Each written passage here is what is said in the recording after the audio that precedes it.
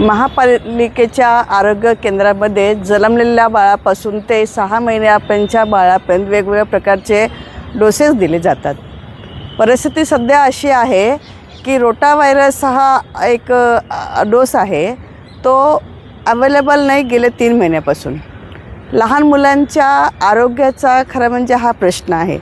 3 महिन्यापासून जर का हा डोस जर उपलब्ध नसेल तर लहान मुलांचा आरोग्याचा प्रश्न निर्माण होत नाही का?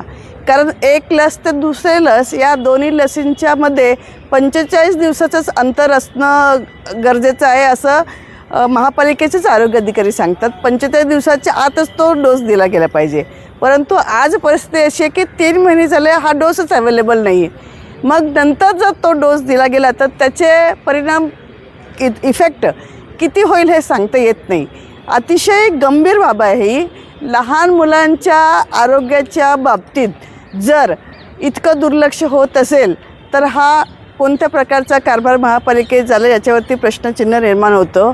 माझं आयुक्तांना अशी मागणी आहे की आपण याच्यामध्ये लक्ष घालावं आणि लवकरात लवकर लहान मुलांच्या आरोग्याच्या दृष्टिकोनातून हा प्रश्न सुटवण्यासाठी त्यांनी हा डोस जो आहे तो आरोग्य केंद्रात उपलब्ध करून द्यावा। खरं म्हणजे माझं आज राखी माने मॅडम जे आहेत आरोग्य अधिकारी त्यांच्याशी बोलणं झालं।